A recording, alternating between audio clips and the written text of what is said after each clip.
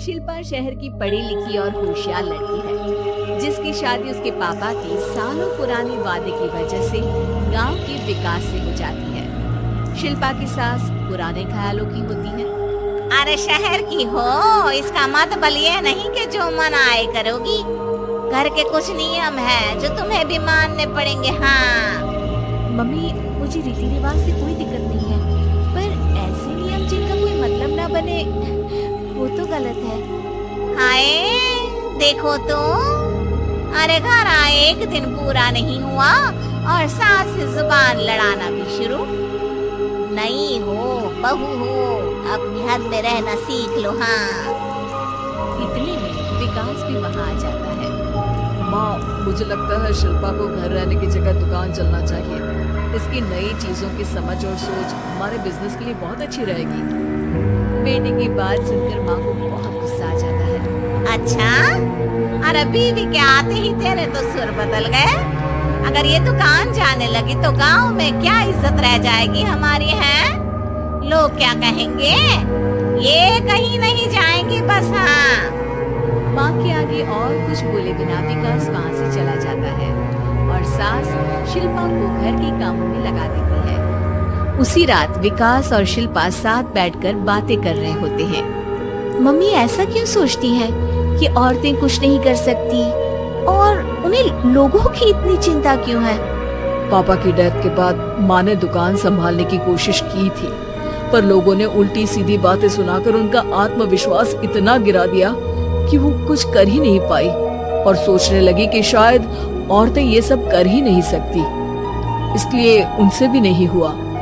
लोगों की यही तो दिक्कत है, उन्हें अपने से ज्यादा दूसरे की जिंदगी में स्वाद आता है।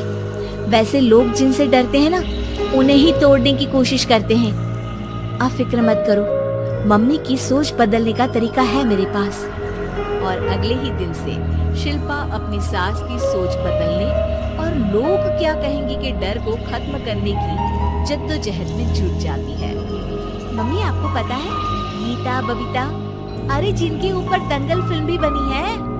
मैं फिल्म बिल में नहीं देखती। हाँ वो हरियाणा की लड़कियां हैं, दोनों रेसलर हैं। उन्होंने जब ये शुरू किया था ना, तो लोगों ने बहुत बातें बनाई, बुरा भला बोला, मजाक भी बनाया, लेकिन उन्होंने ना किसी की सुनी, ना अपने ऊपर से विश्वास खोया और ना ही हार मानी।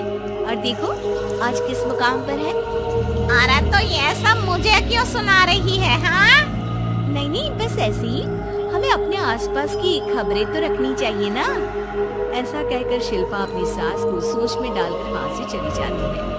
अब शिल्पा हर दिन दुनिया के अगेंस्ट अपनी हिम्मत से सक्सेसफुल बनने वाली लड़कियों की कहानी अपनी सास को सुनाने लगती है। इसी तरह कुछ समय बीत जाता है। और माँ, आजकल बहुत चुप रहती हो, सब ठीक तो है ना? बस कुछ सोचती रहती है, इसीलिए ज्यादा बोल नहीं पाती। ऐसा क्यों हुआ माँ? कोई दिक्कत है क्या? अरे तेरी पत्नी ही दिक्कत है। मैंने क्या किया? अरे रोज मुझे कुछ समझाने के मकसद से एक नई कहानी सुनाती है, पर खुद नहीं जानती कि मुझे सब पहले से पता है। हाँ तो फिर दिक्कत क्या है माँ? लोग क्या कहेंगे? अरे उनका तो काम ही है कुछ न कुछ कहना। आप ये सोचो कि उन्हें नजरअंदाज करके हम साथ मिलकर किस ऊंचाई पर पहुंच सकते हैं। बेटे और बहू की बातों से सोच में पड़ी माँ वहाँ से चली जाती है। अगली सुबह सबसे पहले तैयार सास आवाज लगाकर बेटे और बहू को बुलाने लगती है। अरे कहाँ सोते पड़े हो दोनों? किसी को घर में कोई काम नहीं है क्या? हाँ सास की आवाज सुन शिल्पा भागती हुई कमरे से बाहर निकल आती है, जिसके पीछे विकास भी बाहर आ जाता है। मम्मी, आप इतनी सुबह तैयार होकर कहाँ जा रही हैं? अरे किसी नई शुरुआत से पहले भगवान का आशीर्वाद बनता है या नहीं? मैं सीधा दुकान जाऊंगी, तुम काम निपटा कर आ जाना है। सास की बात सुन शिल्पा और विकास खुशी से फूले नहीं समाते। ये हुई ना मेरी माँ वाली बात।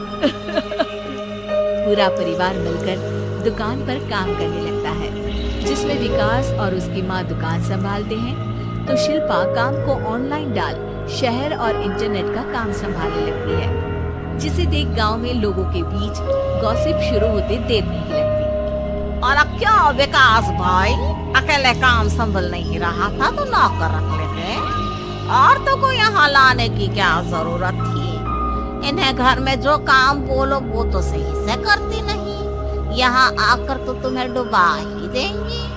अरे भाई साहब, अगर आपके घर की औरतें सही से काम नहीं करती ना तो हमें उससे कोई लेना देना नहीं।